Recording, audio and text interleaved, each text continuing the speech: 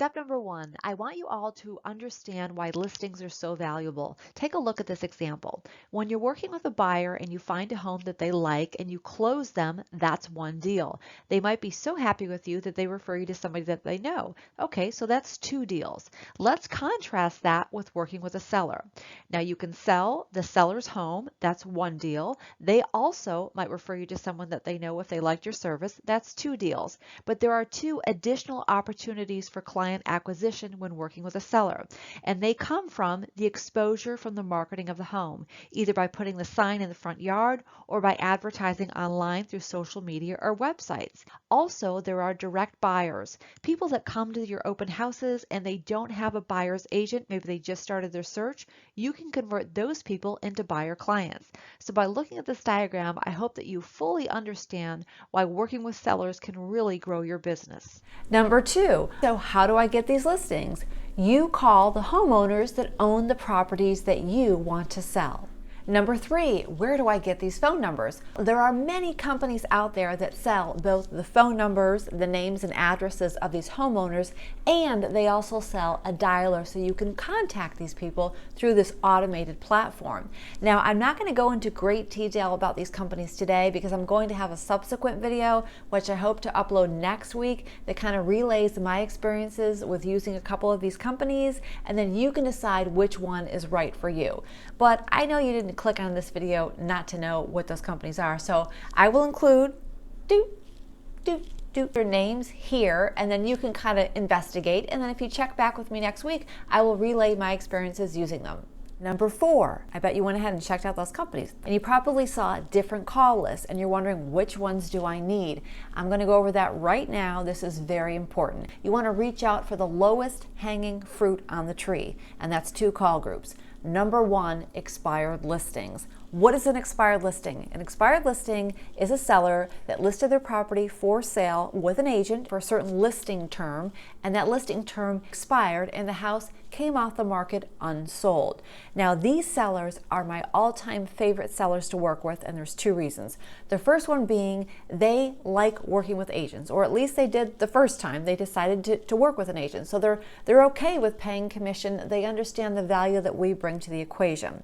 Secondly, I like working with expired listings because they've tried to sell the first time and they know what didn't work, possibly their pricing. So they might be more agreeable to a price reduction, which can help you sell the property. Number two group is the for sale by owners. This is also another great group to call because these people are actively selling right now. The reason they're number two and not number one is because they most likely have an aversion to working with an agent. Either they just don't want to pay the commission or they've had a bad experience working with an agent in the past. Now, you want to reach out to these sellers, introduce yourself, offer to do a property preview, and then hang back and let them give it a try because they want to try on their own. Respect that. Nobody wants to pay commission if they don't have to. I know I don't, so respect them trying it out. And if they're not successful, you can definitely volunteer to be their backup plan. The third group of data that I think is very important is general farming. These are neighborhoods that you would love to sell homes in, but there are no expireds or for sale by owners at the moment. These are going to be a slow progression. They are not low-hanging fruit. They're higher up on the tree because these homeowners don't want to sell right now like expireds and for sale by owners. However, they're still very valuable because they're in desirable neighborhoods to you. They're probably at a good price point and they're located close to where you are. So definitely conclude these in your calling repertoire. They're just not going to be the lower hanging fruit that's going to drive in revenue right now, but they have a really good chance of converting in the future when the sellers are ready. Data group number four is for rent by owners. These are property owners that are looking for tenants for their properties in the current moment. They're like for sale by owners, but they're for rent by owners. So you can reach out to them and ask them if they need help securing a tenant. You can handle the whole renting process for them so that when they are ready to sell, you'll already have that relationship going and they'll reach out to you. Data group number five is absentee owners. Absentee owners are similar to for rent by owners in that they are investors owning properties that they're trying to rent out. These are usually LLCs or companies, but they can just be regular individuals as well. Kind of like The general farming, they're not looking to sell in the moment, or we don't think they are, but you want to reach out, introduce yourself, offer to provide them with market updates so they know what's happening and they know maybe when a good time is to sell. Make the connection and begin that relationship. Step number 5, I purchase my data now, what do I do? Well, you can either do one or two things. You can make the calls yourself, or you can hire an ISA or inside sales agent to make those calls for you. I don't care who's calling, but somebody needs to be calling. Why is that? Because your competition is calling, especially those expireds and for sale by owners. Step number 6, how do I hire an ISA? Well, there's two ways you can go about it. Number 1, you can place an ad online for your team and you can interview and bring somebody into the fold that way. And then you can reach out to me and then I can train them. Right now, I'm offering a 2-week training course for ISAs, and it's just a live training. I don't have an online course at the moment, but I'm looking to create one in the future. I do currently have the time to train people, but that will change as time goes on and I start working on my own real estate agent business. If this video just came out, it's a good time to reach out to me. If not, still contact me and I can tell you what other options I have. The other way you can go about securing an ISA is you can reach out to ISA companies. There are many online if you do a Google search, and the way they work is they will usually train and manage the ISA in their office, and then they will charge you a fee for having that ISA. I've seen that fee as high as maybe $2,000 a month. If you do go that route, make sure you ask them, how many dials a week are they making? Who are they calling? When are they calling? Get the specifics to make sure you're getting good value for your money. I've also seen other companies that actually do the hiring and the training of the ISA, and then they turn them over to you so that you can manage them and pay them directly. So there's different ways to go about doing it. Number 7, when is a good time to be calling these sellers? Ideally, the best time is Monday through Friday from about 8 or 8:30 in the morning till noon. People are generally in a better mood in the morning, I've found, as opposed to later in the day. So that's always a good window. I don't call as early as 8. I know a lot of people do. I usually start calling around 8:30. Another good time to call is late afternoon, early evening from about 3:30 till about 8. And then you also want to try to call on Saturdays. I do late morning until mid-afternoon. Step number 8. Okay, I've got my data, I've got my dollar. Now what am I going to say to these sellers? On this channel, I have my For Sale by Owner cold call script video. I also have my expired listing script video, and I have an expired listing iceberg video. Check those out, screenshot them, print them out, make your notes, and make these scripts your own. Full disclosure, when I first started cold calling, I used Tom Ferry scripts, and then I tweaked them so that they fit my personality and my style. When you follow different people on YouTube, you're going to get different advice from everybody. Make it your own. You'll discover what's most comfortable for you and what's most effective when speaking with sellers in your market. Step number 9. Mandy, I've done everything you said. I've printed out the scripts and I'm still struggling. Well, there's a reason for that. You probably haven't role-played enough.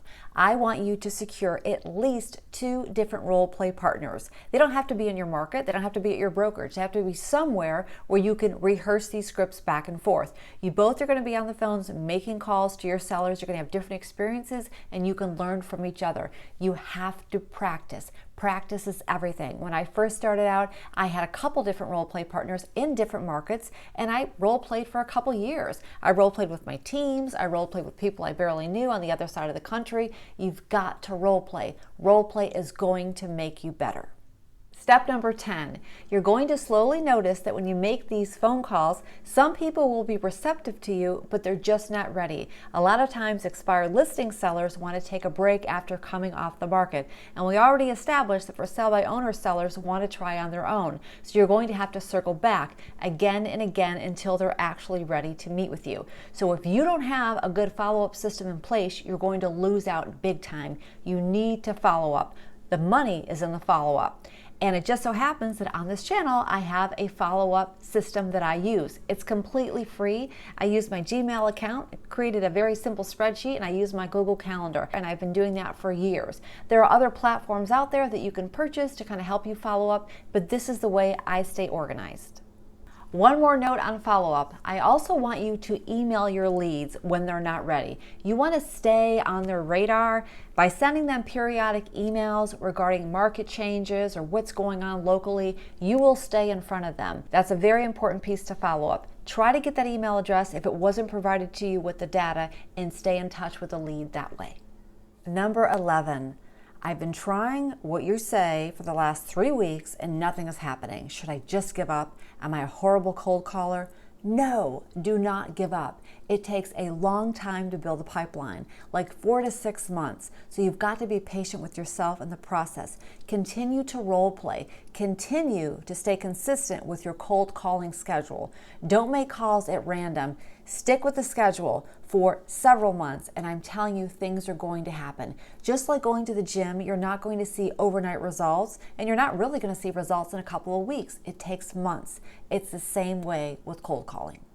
Step number 12, you've made it to the end. What are the most important character traits of a cold caller or a real estate ISA? Number 1, you want to be compassionate. You really want to feel the pain of your seller, what they're going through, and you want to let them know that you care about them. Number 2, you want to be a good communicator, both in writing and verbally, and you want to really listen to what the seller is saying. Communicating isn't just speaking, it's listening. Number 3, you want to be consistent with the process of making those phone calls. Even though you feel like nothing is happening, something is happening. Stick to that schedule. And number 4, you don't have to have number 4, but if you have it, I think it gives you that little extra edge. You want to be competitive. You really want to win that listing, because when you're competitive and you want to win, you go that extra mile. So think about those 4 C's when you get on the phone. In summary, the one that wants to help the seller the most and stays with the seller the most and demonstrates their value very clearly, that's the one who wins the listing.